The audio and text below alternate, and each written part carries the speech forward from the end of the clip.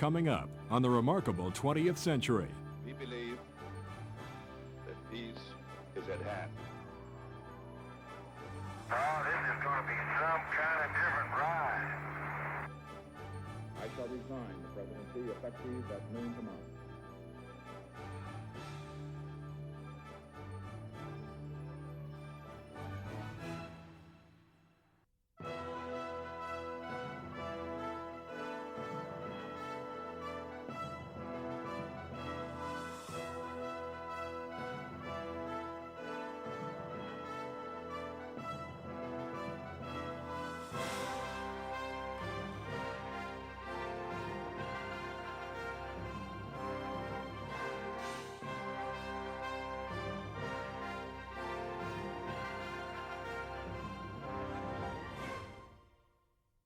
In the 1970s, America ended the second century of its history and began the third. It could show a remarkable record in every respect that makes a nation great, but it got two birthday presents it didn't want. Its first lost war and its first president to resign in disgrace. I was assigned by ABC News to cover both. The Vietnam War provoked the nation's most violent internal controversy since the Civil War. Originally worried about communism, 80% of the American people by poll and 99% of Congress by vote approved of fighting that war. But in the years while we fought, the market economy, seductive and enriching, spread over the rest of Asia, robbing communism of its attractions. When it became clear that our purpose had dwindled, that communism was no longer a serious danger, we had a mean national argument about it, then wisely quit and got out. Nixon. He was probably above average of our presidents in ability. His masterstroke was to discover in the 1970s how to defuse the Cold War. The clue was that 4,000-mile-long border between China and Russia. On one side of that border is teeming, overcrowded China. On the other, empty Russian Siberia. As long as that juxtaposition exists, those two nations are going to be suspicious of and hostile to one another. Nixon saw that. He broke with the past. He recognized and befriended China. Russia immediately softened, welcomed Nixon to Moscow, and signed 15 agreements to cut arms and ease tensions. It was brilliant diplomacy. But a mind that could see into the secret fears of nations so clearly also had a streak of paranoia to it. Mighty suspicions, smoldering hatreds that led Nixon to stretch the powers of his office too far and to break the law. So he had to get out.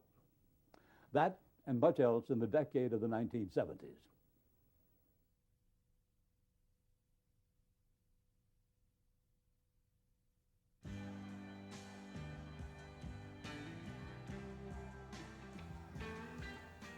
As the curtain opened on the 1970s, the conflict and controversy of the late 60s continued to play out on the world stage.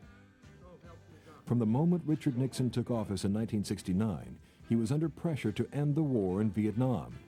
Nixon's plan to end the war was to build up the South Vietnamese army progressively, to withdraw American troops progressively, and to put the major responsibility for the fighting, the almost exclusive responsibility for ground fighting, on the South Vietnamese. By 1970, the process of reducing American forces in the jungles of Southeast Asia was well underway, and war's end seemed imminent. But as Nixon scaled back forces, B-52 bombers unloaded on Cambodia, prompting a geographical expansion of the war. In cooperation with the armed forces of South Vietnam, attacks are being launched this week to clean out major enemy sanctuaries on the Cambodian-Vietnam border. In April of 1970, the president announced to the world that he was sending ground troops into Cambodia to destroy Viet Cong sanctuaries. There were 4 Vietnamese divisions based in Cambodia. So if anybody invaded Cambodia, it was the North Vietnamese. Those 4 divisions had been permitted to operate out of Cambodia by our predecessors, making forays into Vietnam, killing Americans, and then withdrawing into sanctuaries. Here is South Vietnam. Here is North Vietnam. North Vietnam already occupies this part of Laos. If North Vietnam also occupied this whole band in Cambodia, or the entire country, it would mean that South Vietnam was completely outflanked. and the forces of Americans in this area, as well as the South Vietnamese, would be in an untenable military position. We did not want to see all of Cambodia become a communist base area. So we went into the base areas for a period of 2 months and took 25,000 tons of equipment that was stored there. In light of the recent reduction of forces, the action sparked an outcry from congressional critics and bolstered more adamant demonstrations, especially on college campuses. In Ohio, authorities called out the National Guard to quell an embroiled student protest at Kent State University. On May 4th, the anti-war protest reached a flashpoint, and nervous National Guardsmen opened fire on the angry crowd, killing 4 and wounding 8 others. The war had claimed its first domestic casualties, and the nation was horrified. The war was made even less popular by the My Lai massacre and the televised trial of Lieutenant William Calley, who was charged for wiping out the entire population of a village in Viet Cong-held territory. Although Lieutenant Calley insisted he was only following orders, he was convicted of murdering 20 people and sentenced by a military court. The pressure mounted on Washington to end the conflict and return the troops. Meanwhile, 205,000 miles from the surface of planet Earth, disaster laid in wait for the astronauts of Apollo 13. Say again, please. Houston, we've had a problem. On April 13th, while preparing to orbit the moon, an oxygen tank exploded in the command module, forcing the crew to abandon their mission and undertake the precarious measure of flying the lunar module back to Earth. 4 days later, Apollo 13 splashed down safely, bringing a happy ending to what might otherwise have been a national catastrophe. Back on Earth, America celebrated her first Earth Day. On April 22, 1970, millions of Americans turned out to rally awareness toward improving the badly neglected environment. Earth Day's head organizer, Dennis Hayes. Well, in that first Earth Day in 1970, it was really a convulsive outpouring of something like 20 million Americans protesting the fact that although the gross national product was continuing to climb, the quality of their life was beginning to deteriorate. It was the largest organized demonstration to date and gave birth to the modern environmental movement.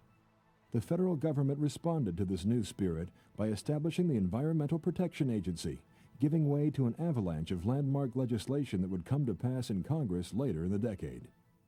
Within about a 3-year period, the entire legislative framework of modern environmentalism was established.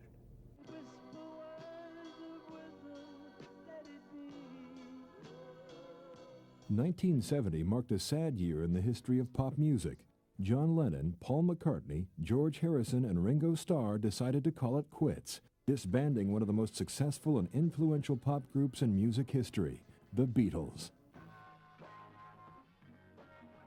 In other music news, 1970 saw the untimely deaths of 3 of the era's most talented artists: cutting-edge guitarist Jimi Hendrix, singer Janis Joplin, and frontman Jim Morrison of the LA rock group The Doors. All 3 stars died from unnatural cause at the young age of 27.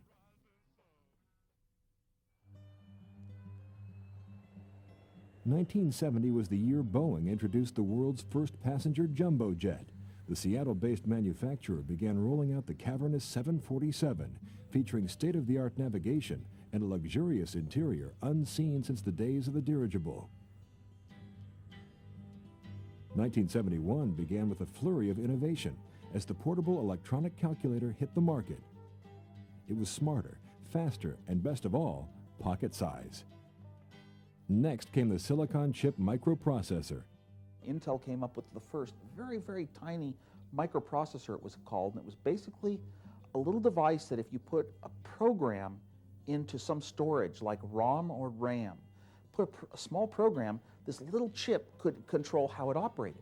Change the program, you change how the chip operates, and it could only do a few simple little tasks that were, what we'd call a computer type things, follow instructions that came from a human being. The tiny chip revolutionized the electronics industry and opened the floodgate to a new generation of computer technology.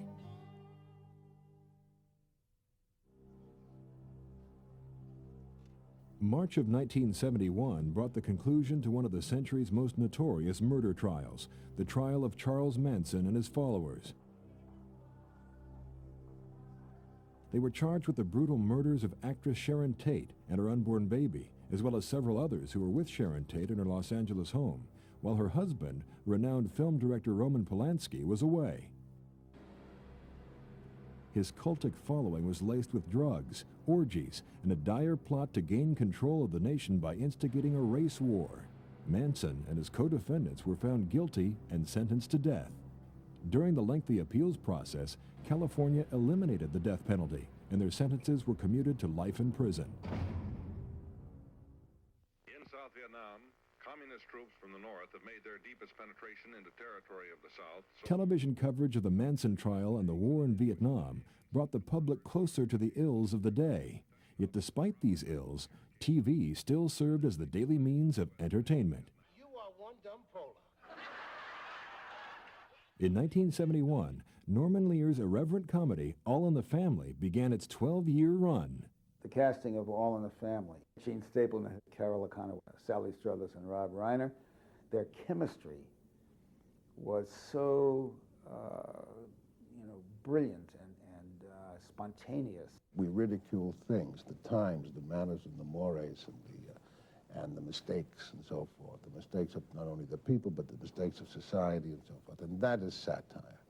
When you're taking a very humorous, ironic look at the world around you.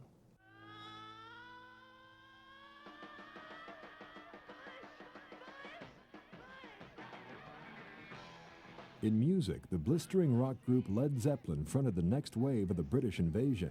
Their timeless classics Stairway to Heaven and Whole Lotta Love ascended the charts, leaving an indelible mark on the pages of rock and roll history. In the world of fashion, the year was marked by the introduction of hot pants.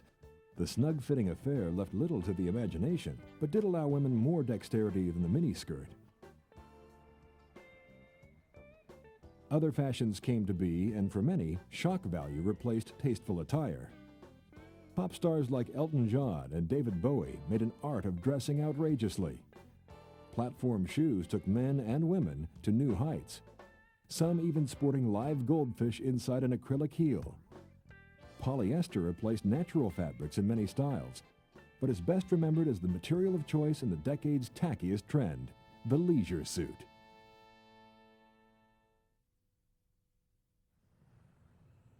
"1972 arrived, and with it came a new beginning for old allies. In February, President Nixon paid a diplomatic visit to the ancient empire of China for what many consider to be his finest achievement.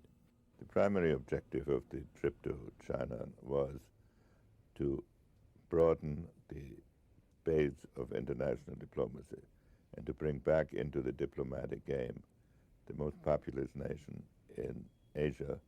At the same time, we wanted to demonstrate to the American people that even though the war in Vietnam was still going on, we were conducting a peace policy that contributed to international reconciliation. It was the era's most momentous public relations coup. The door to China was ajar, and the thaw in relations would bring the world a new hope for global peace. Nixon showed great political courage in defying his own strength, the right wing of his party, in going to China and opening up China. That was quite a courageous political move. Nixon's diplomatic campaign did not end in China. 3 months later, he made his way to Moscow for a summit meeting with Communist Party chief Leonid Brezhnev. On May 26th, the two leaders signed the historic ABM Treaty, as well as the interim agreement on strategic offensive arms, bringing to a close the first round of strategic arms limitation talks, SALT. The main objective of SALT was to put a cap on the arms race. And it was a simple agreement which said that the forces that existed on the date of signing the agreement would not be increased. And it was a protection against an arms race, not a protection against the existing arsenals. It was therefore a first step towards other agreements. Meanwhile, the war in Vietnam raged on. In April of 1972, the North Vietnamese and Viet Cong troops launched a major attack across the demilitarized zone. Hoping to bomb the aggression out of the Communists, President Nixon responded by ordering a massive aerial attack on North Vietnam. The bombings soon reached the North Vietnamese capital of Hanoi, a city that up until now was untouched by American forces for fear of retaliation from both Russia and China. One of the mistakes we made, I think, was we misjudged the reaction of the North Vietnamese to the pounding that they would take. I mean, we would fly in there and bomb the living daylights out of them, and they would sort of come out and brush themselves off and say, gosh, we survived. And that sort of toughened them for the next airstrike that came in. So I think that from that standpoint, we misunderstood completely the psyche of the enemy that we were up against.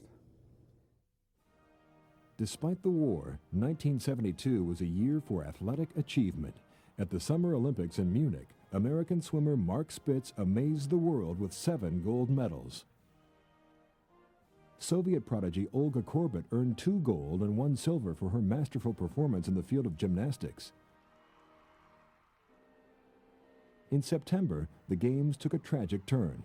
The world watched with horror as an Arab terrorist group called Black September raided the Israeli team's living quarters, killing 2 coaches and seizing 9 Israeli athletes as hostages. In return, they demanded the release of 200 suspected terrorists in Israeli jails. After a tense standoff, Black September was offered safe passage to Cairo, but German sharpshooters lay in wait for the terrorists, killing them all. But not before one threw a hand grenade into the helicopter carrying the hostages. They all perished, marring the Games and making the term terrorist a household word.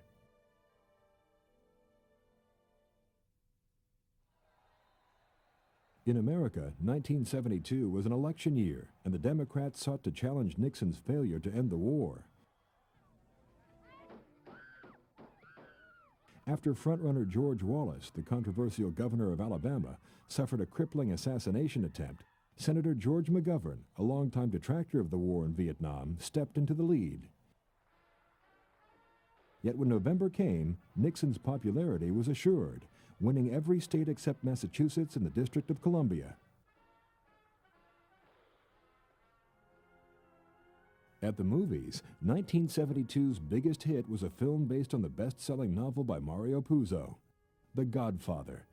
Francis Ford Coppola wrote and directed the epic film of a mafia family's struggle to sustain their power. The award-winning film featured a young Al Pacino and veteran actor Marlon Brando, who won the Oscar for his performance as Don Corleone. 2 years later, a sequel explored the life of a young Don Corleone, played by up-and-coming talent Robert De Niro. As with the original Godfather, Part 2 won critical acclaim, earning several Oscars including Best Picture, Director, and Screenplay.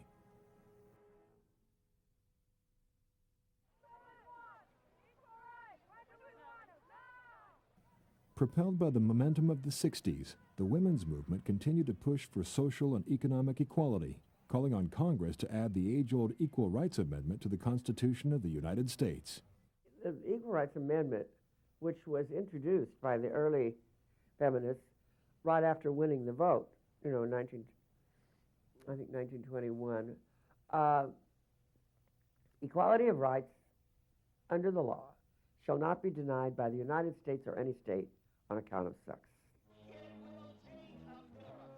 In 1972, the ERA passed through Congress overwhelmingly, but required the approval of 3/4 of the states before ratification. It appeared to be on track at first, but was later derailed by strong opposition. After a long, acrimonious battle, the time limit expired, and the amendment failed to be ratified.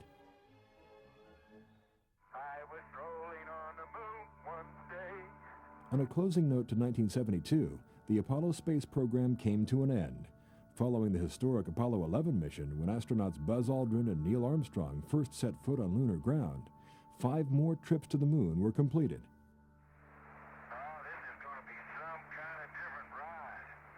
Highlights of Apollo 17 included roving the surface with a moon buggy and the discovery of a strange orange dust.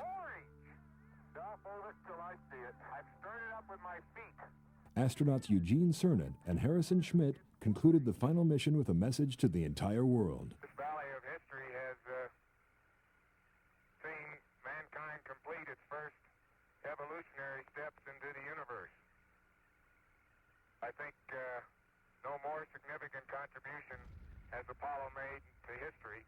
It's not often that you can foretell history, but I think we can in this case. And I think everybody ought to feel very proud of that fact. There was not wild enthusiasm about continuing with Apollo. They initially had wanted to continue with establishing a lunar base, have many people up there for long periods of time, then to go build a space station, to build a shuttle to take you to the space station, and to have human flights to Mars in the 1970s time frame. But those ideas just didn't go anywhere because of budgetary problems, because the nation was wrapped up with the Vietnam War, eventually got wrapped up with Watergate, and so space kind of took a back seat, although we still did some pretty exciting things through the Skylab program, the first space station that was ever launched, and that had 3 crews that visited. The Apollo-Soyuz docking mission, what was referred to as the handshake in space, where Russia, then the Soviet Union, and America cooperated with a joint mission. Best part of a good dinner is not what you eat, but with whom you eat. We believe that peace is at hand. The new year brought hope for a final end to the war in Vietnam. We had said from the beginning that we wanted to separate the military and the political outcome. That is to say, we wanted to achieve a ceasefire, withdrawal of foreign troops, and then a political negotiation between the two Vietnams. At 12:30 Paris time today, January 23, 1973, the agreement on ending the war and restoring peace in Vietnam was initialed by Dr. Henry Kissinger on behalf of the United States and Special Advisor Lee Duc-Tho on behalf of the Democratic Republic of Vietnam. The agreement will be formally signed by the parties participating in the Paris Conference on Vietnam on January 27, 1973 at the International Conference Center in Paris. The ceasefire will take effect at 2400 Greenwich Mean Time, January 27, 1973. Nixon brought it to a conclusion with a fig leaf, knowing, I think, that after a decent interval, to quote Henry Kissinger, then the Secretary of State, the communists from the North would take over. It would become one country again. But we were able to extricate ourselves from the war. The country didn't feel good about it. You can argue that Korea was a draw, if you wish. But Vietnam was the first war that the United States had lost since the War of 1812, when the British burned the White House and the Capitol.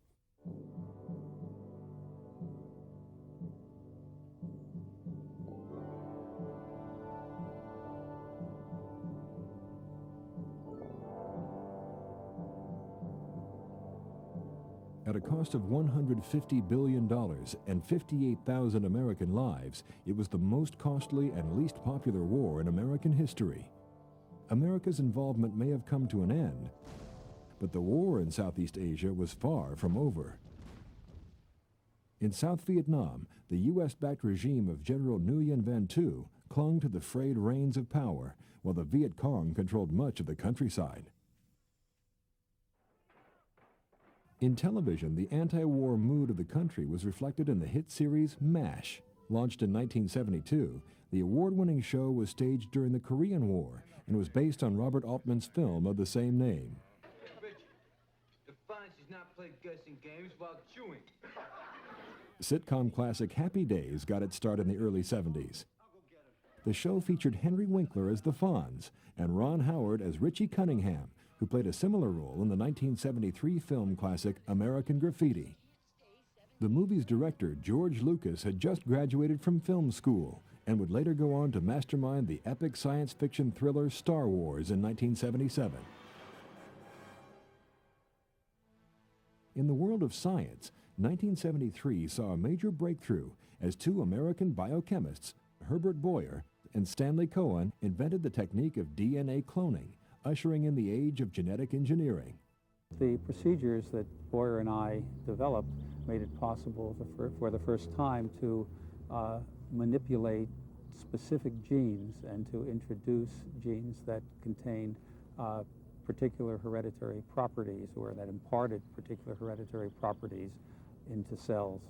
By allowing genes to be transplanted between different biological species, genetic engineering opened the door to endless possibilities, and scientists could now genetically alter plants to withstand pests and harsh environments, and even eliminate genetically based diseases in humans.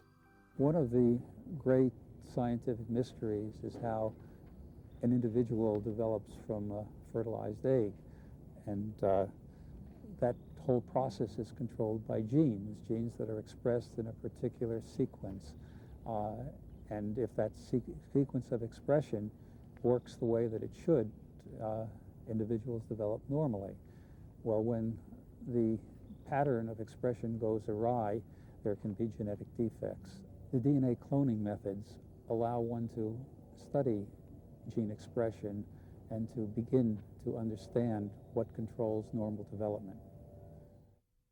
Meanwhile, in a landmark decision, the Supreme Court ruled that a woman's constitutional right to privacy included the right to an abortion.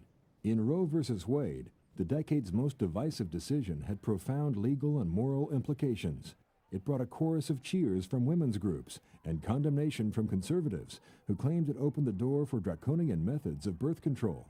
Over the weekend, 5 men were nabbed in the Democratic National Headquarters here in Washington, seemingly preparing to tap or bug the place. In politics, the Nixon administration was unraveling. In June of 1972, a bungled break-in was attempted at the Democratic National Committee offices located in the Watergate apartments in Washington, D.C.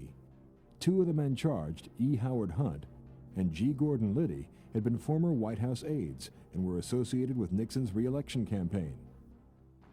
It was considered at that time to be just another minor burglary. And 2 junior reporters of the Washington Post, Woodworth and Bernstein, were assigned to look into this matter. They came up with some extraordinary findings, and as a result, one thing led to another. About a year later, the Senate of the United States formed this special committee to begin hearings. The committee will come to order. In May of 1973, the Senate Watergate Committee began televised hearings and summoned the President's counsel, John Dean, who had stated that top White House officials had attempted to cover up ties to the Watergate burglars. I began by telling the President that there was a cancer growing on the presidency, and if the cancer was not removed, the President himself would be killed by it. He gave chapter and verse and the dates and the times of events, and he literally quoted the President. It was such an extraordinary performance that very few people believed him until the tapes came out. I was aware of listening devices. Yes, sir. July of 1973, when a Colonel Butterfield testified that, yes, since 1971, there was a recording system, a bugging system in the White House, that all conversations in the Oval Room, in the executive office, and in some of the other rooms had been either bugged or all conversations taped. Following Butterfield's disclosure, Special Prosecutor Archibald Cox demanded the White House audio tapes. Claiming national security, the President refused to hand them over and later fired Cox. The move created a public uproar and culminated in the resignation of Nixon's Attorney General Elliot Richardson. To make matters worse, in October, Vice President Spiro Agnew resigned under the suspicion of bribery and income tax evasion. Raise your right hand, Mr. Ford. Appointed to his post was the 60-year-old House Minority Leader, Gerald Ford. Do solemnly swear. I, Gerald R. Ford, do solemnly swear that I will support and defend the Constitution of the United States. The 1970s was a decade of novelties. For $5, one could buy a pet rock, little more than a stone in a fancy box. As many as 20 million mood rings flooded the market. The Rubik's Cube puzzled our minds, while shag carpet, macrame, and lava lamps defined the typical 70s environment. There were some firsts. Monday Night Football was introduced in 1970. The Post-it note and the automated teller machine appeared and have gone on to become regular parts of our everyday lives. In world affairs, October of 1973 saw a new chapter in the ongoing Arab-Israeli conflict. In 1973, on Yom Kippur, the Egyptians attacked from the south and the Syrians from the north. The Egyptians crossed the Suez Canal and entered the Sinai. And for a while, Israel looked like it was going down to defeat, but then there was an airlift of American ammunition, and the Israelis pushed the Egyptians back, and the Israelis pushed the Syrians back. There was a great deal of American support, and that reversed the losses. So that in the perception of the Arabs, that war would have been won had not the United States come in and helped Israel. The thing that's interesting about that war is Syria and Egypt did not try to recover any land that was Israeli in the 1948 formation. They tried to get back what they lost in the 67 war. They sort of fought up to that boundary and stopped. The fighting quickly warranted international concern, and the United States sent newly appointed Secretary of State Henry Kissinger to broker peace negotiations. Henry Kissinger insisted on a ceasefire that led to disengagement negotiations and led to what has become a dominant factor in the Middle East ever since, which is American diplomacy. America's involvement in Middle East affairs didn't come without a price. That year, the Organization of Petroleum Exporting Countries, or OPEC, sought to punish Western countries supportive of Israel. Well, what happened in 1973 late and then through 1974 with the first Arab oil embargo, shortages grew, lines at gas stations grew to be half a mile long, the price of oil went up fourfold in less than a month. Suddenly we had acquired this huge dependence upon other parts of the world for this vital central part of the American economy. The embargo was lifted 6 months later, yet oil shortages and high prices would continue to burden consumers throughout the decade. In February of 1974, Americans were dismayed when 19-year-old publishing heiress Patty Hearst was kidnapped and held for ransom by a leftist group called the Symbionese Liberation Army. Hearst was later identified on a bank surveillance camera during a robbery. Los Angeles police tracked the SLA to an abandoned house, and a fierce gun battle ensued. After the smoke cleared, all were dead, but the young heiress was nowhere to be found. She later turned herself in to authorities. During her highly publicized trial, Patty Hearst claimed she was brainwashed and forced to participate in the robbery. Sentenced to a short term in prison, she then disappeared in private life, leaving the public to speculate whether she was indeed a victim or just another spoiled flower child gone bad.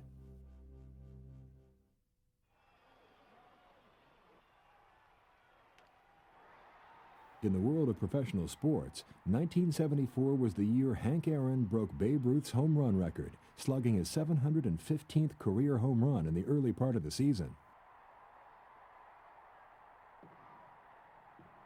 The 40-year-old veteran went on to play for 2 more seasons, carrying the record to 755. Aaron ended his stellar career with 3 other records, including most runs batted in and most games played.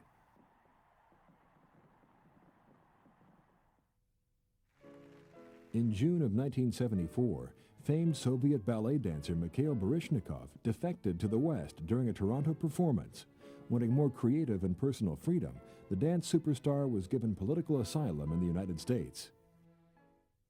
And I think, too, that I can say that in my years of public life, that I welcome this kind of examination, because people have got to know whether or not their president is a crook. Well, I'm not a crook. I've earned everything I've got. The summer of 1974 is best remembered as the final act to the infamous Watergate drama. After the Supreme Court ruled against Nixon's withholding of the tapes, there was little Nixon could do to stop the fall. In late July, the House Judiciary Committee approved 3 articles of impeachment. Aye. Mr. Dryman. Aye. Mr. Rangel. Aye. The more we listened to the tapes and the more we listened to the witnesses, the President of the United States had violated his oath of office to the American people and was actually involved in using government agencies to cover up a burglary that was committed that he had knowledge of. Knowing that the House would move to indict him and that a trial in the Senate was likely to be unfavorable to his defense and bad for the country, Richard Milhous Nixon did what no other president before him had ever done. I shall resign the presidency effective at noon tomorrow. Vice President Ford will be sworn in as president at that hour in this office. We don't have a good word for it in English. The best is au revoir. We'll see you again.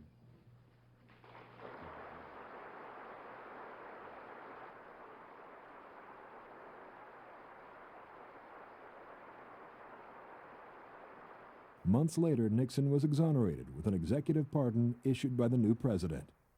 My fellow Americans, our long national nightmare is over.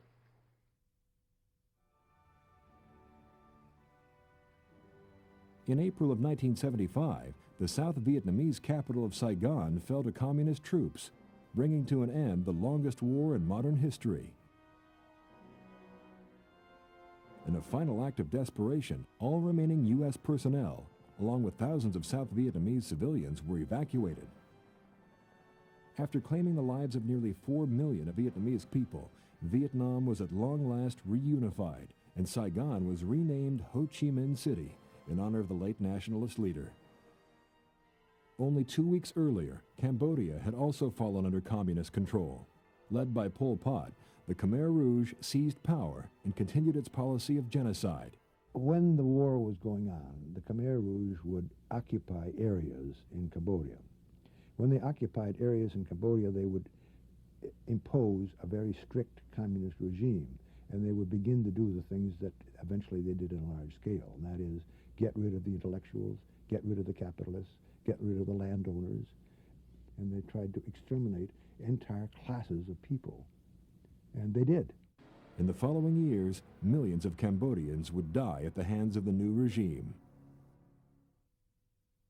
1975 saw the uncovering of a long-lost age when Chinese archaeologists announced the discovery of a massive tomb from the first Qin dynasty. Dating back 200 years before Christ, the 3-acre burial mound held an entire army of life-size clay figures. Near the close of 1975, the last of the European fascist dictators died. Spain's Francisco Franco wrestled control away from Republican leaders prior to World War II in a bloody civil war. Before his demise, Franco laid the groundwork to return the reins of power to the ancient monarchy.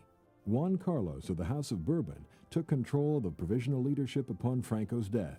3 years later, a constitutional monarchy, similar to the system used by the British, was voted into existence. In the States, the age of information was underway. 1975 witnessed the first personal computer, the Altair 8800. A wave of other PCs soon followed, affording individuals the benefits of a computer in their own homes. The Apple I was designed during 1975, and we were ready to basically turn into a product. I think we agreed to probably around December. And in 1976, we started selling Apple I's, and in a very, very short time, I designed the Apple II. I put in all these new things that had never been done in computers before. Nobody ever thought of a low-cost computer with things like color. How could you ever do it in less than 50 chips, you know? And I did it in a couple of chips. And color, and then I put in game stuff like paddles and sound and graphics, so you could put squares on the screen and program a colored game, and high resolution, so you could have little tiny shapes and pictures. That who was to know that was going to lead to what all computers are today?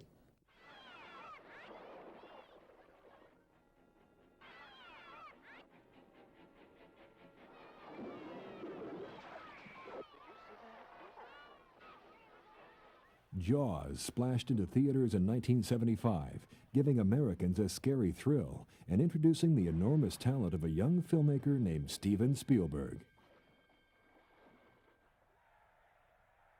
Perhaps the biggest thrill of 1975 was the thriller in Manila. After regaining the heavyweight title by knocking out George Foreman the previous year, Muhammad Ali defended his crown from his longtime rival Joe Frazier, astonishing the sports world with yet another spectacular victory. Wish me luck, I'm gonna need it. 1976 saw the rise of Sylvester Stallone in the hit film Rocky. The rags-to-riches story of a young Italian boxer, Rocky Balboa, was written by Stallone, who at the time was 29 years old, broke, and supporting a pregnant wife. The film won the title for Best Picture, and as life imitates art, Stallone would also beat the odds and champion a heavyweight career in the movie business. In January of 1976, the world's first supersonic passenger jet lifted off. Built by a French-English consortium, the futuristic-looking plane flew at 740 miles per hour. Diplomats and business travelers flying out of New York could now be in Paris or London in a few hours.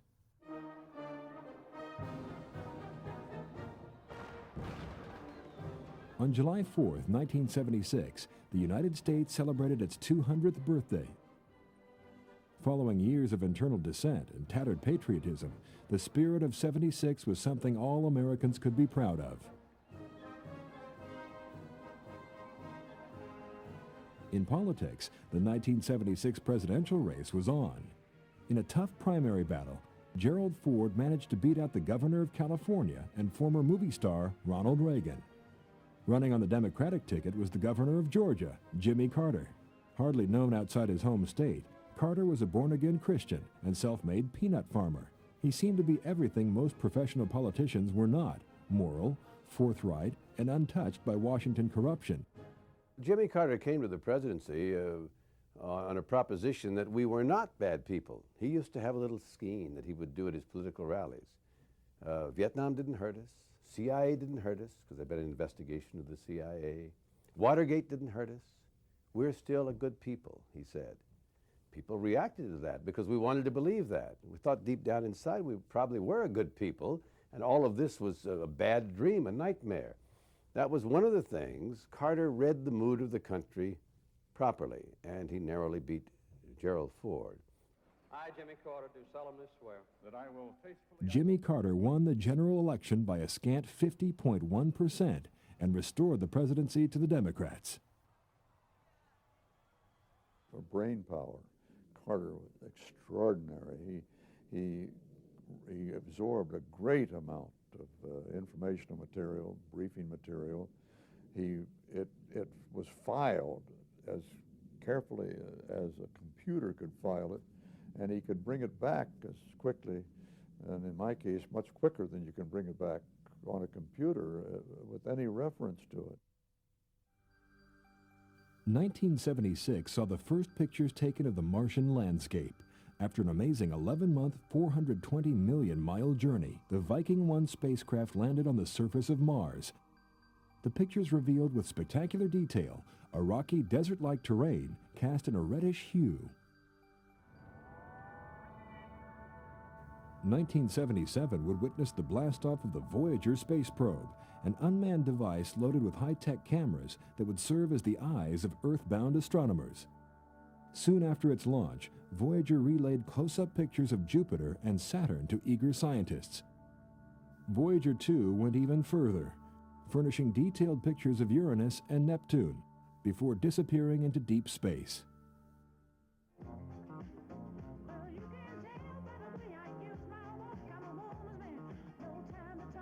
1977 fell victim to a strange new malady called Saturday Night Fever. John Travolta starred as a young man desperate to dance himself to fame in the movie considered by most as the peak of the disco era. Panned by the critics, it hit with the public, even reviving the careers of the 60s singing group The Bee Gees, whose soundtrack sold 25 million copies. Travolta's white suit and platform shoes became the uniform of choice for every disco dandy.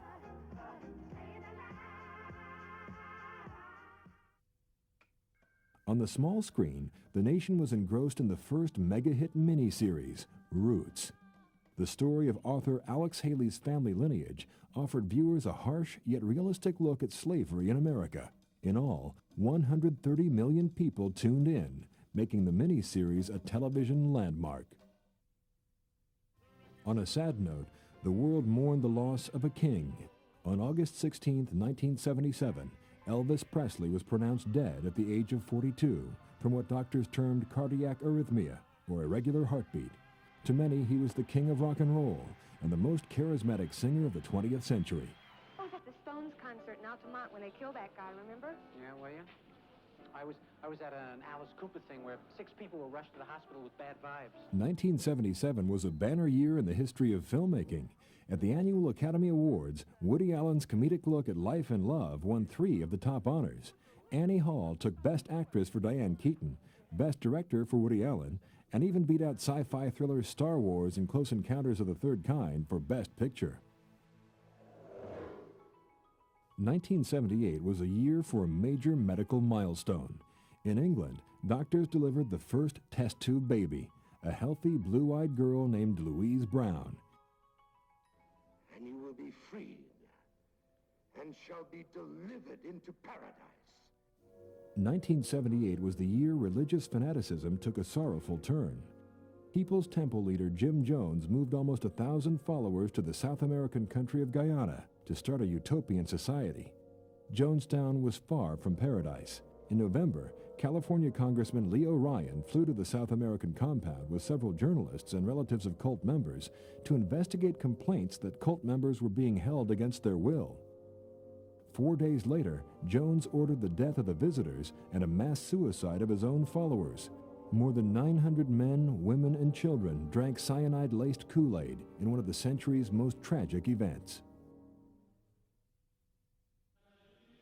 On a more positive note, the Vatican announced in October of 1978 the election of a humble Polish cardinal as the new head of the Roman Catholic Church. Pope John Paul II, a scholar and poet, broke the long-held tradition of Italian popes and ushered in a new era of activist leadership. Jimmy Carter was also breaking with tradition.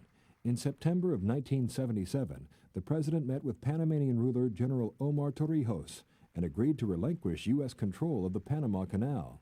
The agreement revoked the original treaty set back in 1903 and called for the transfer of control to take place on December 31, 1999.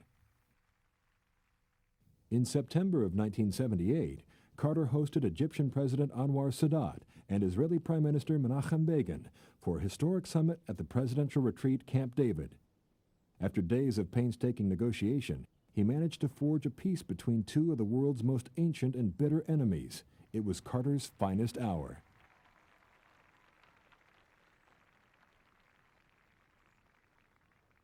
It's been more than 2,000 years since there was peace between Egypt and a free Jewish nation. If our present expectations are realized, this year we shall see such peace again. Later that year, Sadat and Begin would be named co-recipients of the Nobel Peace Prize. The following year, 1979, the Nobel Peace Prize was given to 69-year-old altruist Mother Teresa for her charitable efforts to help the poor and hungry. In May of 1979, England elected its first female prime minister, Margaret Thatcher. As a member of the Conservative Party, Thatcher promised to break from the current social policies of big government and mark the beginning of a new era of reform for the United Kingdom. Margaret Thatcher is the consummate politician, and she didn't really see herself as elected because she was a woman, or indeed in spite of being a woman. She saw herself as a politician, as a conservative with a very specific and really very radical conservative agenda. One of the first things that Margaret Thatcher did, of course, was to denationalize a whole series of state-owned or publicly owned industries. This was one of the cornerstones of her economic policy, and she did so in the name of free trade.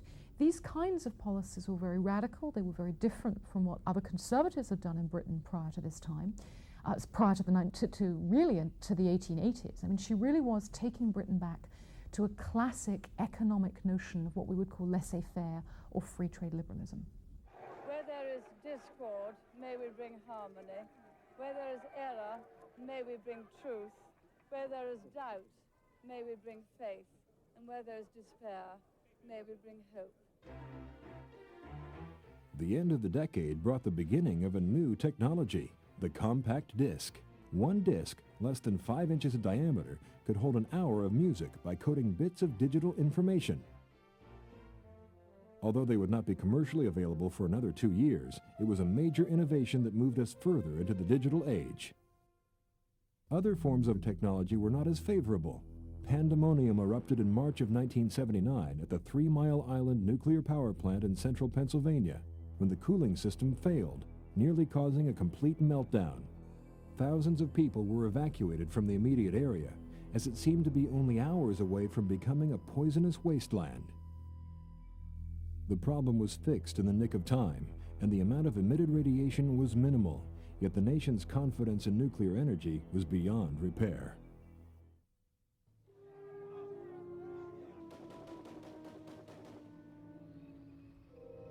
Throughout the world, 1979 witnessed the eruption of conflict and upheaval. In Nicaragua, the Soviet-backed Sandinista rebels, led by Daniel Ortega, overthrew President Anastasio Somoza, whose family had ruled the Central American nation for over 50 years. In the Middle East, the Soviets invaded its southern neighbor, Afghanistan, to prop up a puppet communist government. Like the U.S. in Vietnam, the Soviets found themselves in a military quagmire as rebels waged an intense guerrilla war. Backed by American high-tech weaponry, the Muslim freedom fighters staged a 10-year struggle to dislodge the government and Soviet troops.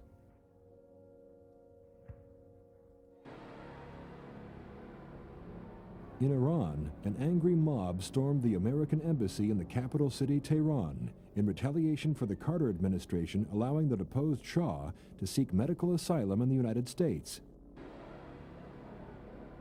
The Islamic fundamentalists, spurred on by their bellicose leader Ayatollah Khomeini, captured 66 Americans and demanded the return of the corrupt pro-Western Shah. The people who took the American hostages in Tehran were mostly graduates of American universities, mostly out of Berkeley. In 1978, we had something like 58,000 Iranian students studying in the United States. They were thoroughly disgusted with the regime over there and became very disenchanted with American foreign policy in the Middle East. We are deeply concerned about the inhuman and degrading conditions imposed on the hostages. From every corner of the world, nations and people have voiced their strong revulsion and condemnation of Iran and have joined us in calling for the release of the hostages. Refusing to negotiate, but unable to act decisively, Carter was ineffective, and a solution to the hostage crisis would have to wait for the next decade.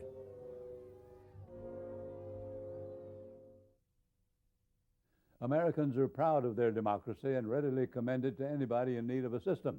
But the fact is, when this century began, America was a highly restricted democracy.